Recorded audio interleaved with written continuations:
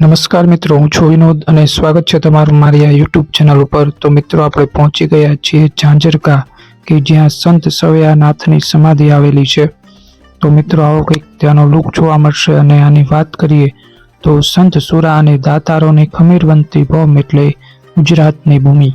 આ ધરામાં કંઈક કેટલાય શૂરવીરો, સંતો, મહંતો, દાતારો, સમાજ શ્રેષ્ઠીઓએ વિશ્વને ભેટ ધર્યા છે।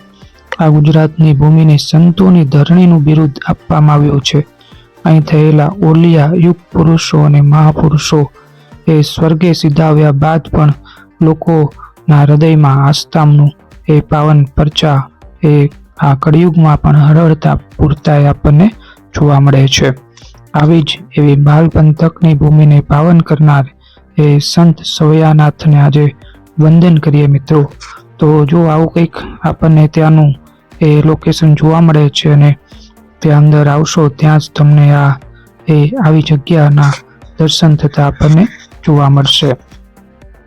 તો મિત્રો, આ સંત સવૈયાનાથને એ ધાંગધ્રાના નરેશ માનસિંહે એ પોતાના મહેલમાં એ સવા ભગતને આમંત્રણ આપ્યું હતું, કારણ કે એમના પરચાથી એ પણ પ્રભાવિત થયા હતા અને એમને પોતાના મહેલની અંદર બોલાવેલા હતા। તો આવા સંત આજે આપણે દર્શન કરવાના છે મિત્રો, આપણે એમને વંદન કરવાના છે।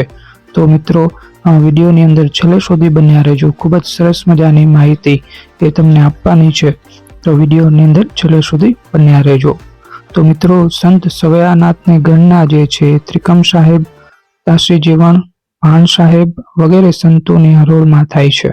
તો જો મિત્રો, આ એમની સમાધિ છે સંત સવૈયાનાથની।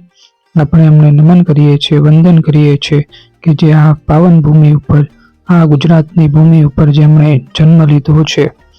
એવા સ્વા ભગત એ આત્માનંદની સંવંત 1898 એટલે કે ઈસવીસન 1872 ફાગણ સુદ 13 ગુરુવારે આ ઝાંઝરકા મુકામે એ અહીંયા એ સમાધિ લીધેલી આપણને જોવા મળે છે।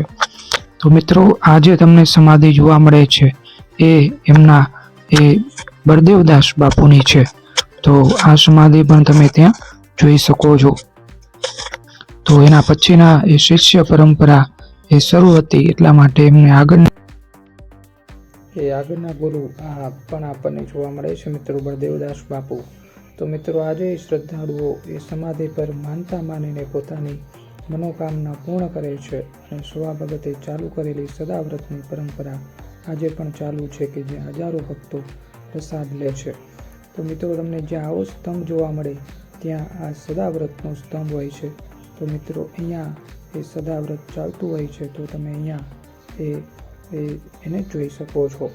મિત્રો, આ ઉપરાંત એ ઝાંઝરકાની જગ્યામાં વિશ્રામ ગૃહ, ધર્મશાળા, ગૌશાળા વગેરે પણ આવેલા છે કે જ્યાં કોઈ પણ જાતના જ્ઞાતિ જાતિના ભેદભાવ વગર અવિરતપણે એ સેવા કાર્ય ચાલુ એ આપણને જોવા મળે છે।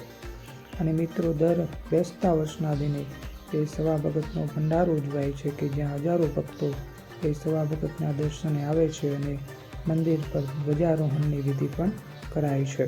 હજારો ભક્તો રાત્રિના સમયે એ સંતવાણીના કાર્યક્રમમાં લોક ડાયરો, ભજન મંડળી દ્વારા ભક્તિમય વાતાવરણથી એ સતનામનું સ્મરણ કરતા પણ જોવા મળે છે।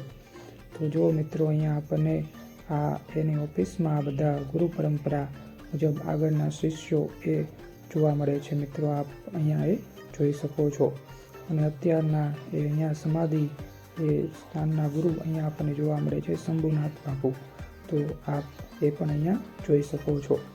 તો મિત્રો, આવું કંઈક ત્યાં આપણને એ જોવા મળે છે ને જો આ એની ભજનશાળા છે। તો મિત્રો, વિડીયો ગમ્યો હોય તો તમને લાઈક કરી દેજો, શેર કરી દેજો અને ખાસ મિત્રો ચેનલને સબસ્ક્રાઈબ કરવાનું ભૂલતા નહીં, જેથી કરીને આપને આવા નવીન માહિતીસભર વિડીયો મળ્યા કરે। તો મિત્રો, વિડીયો જોવા માટે ફરીથી તમારો આભાર। થેન્ક્સ ફોર યોર ટાઈમ મિત્રો। તો મિત્રો, મળીએ આગળના વિડીયોની અંદર આવા જ કંઈક